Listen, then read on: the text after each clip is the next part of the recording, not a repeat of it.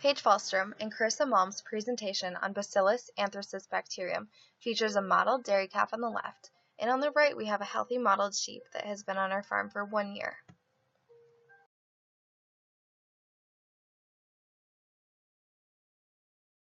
Anthrax is a large gram-positive rod-shaped bacteria found throughout the world in mammals and soil. Anthrax forms endospores and requires oxygen as a terminal electron acceptor to maintain metabolism.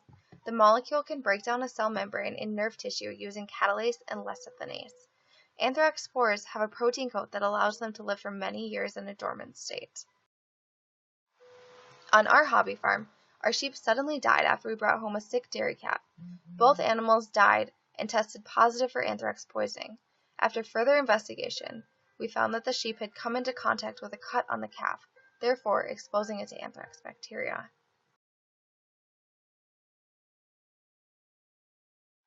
Cutaneous anthrax, which accounts for the vast majority of human anthrax cases.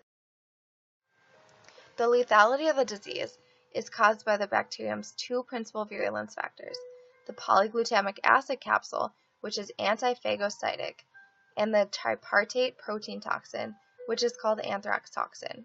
Anthrax toxin is a mixture of 3 protein components: protective antigen, edema factor, and lethal factor. Individually, none of the 3 proteins are toxic. In order to function, lethal factor or edema factor must team up with polyglutamic acid, which is responsible for transporting lethal factor and edema factor into the target cell. Once inside the cell, lethal factor converts ATP to cyclic AMP, while edema factor disables MAPKKs, a family of signaling proteins. For the treatment against anthrax, penicillin is used, which is a narrow-spectrum antibiotic that works best on gram-positive bacteria and interferes with the synthesis of peptidoglycan. This weakens the cell walls of dividing bacteria, so they burst and die because of osmotic pressure.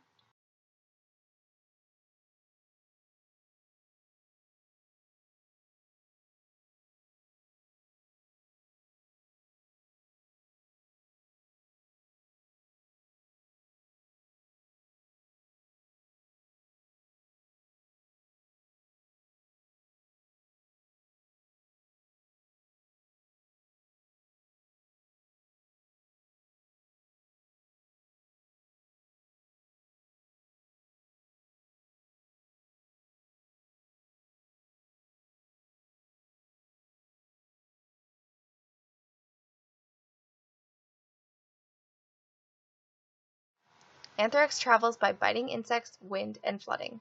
Spores are found in the soil under dry alkaline conditions. Flooding creates a nutrient-rich humus which encourages the growth of vegetative bacteria from the spores. The vegetative form flourishes in wet conditions, and spores form again when things dry out. Therefore, the cycles of flooding and drought distribute more and more spores to the new area.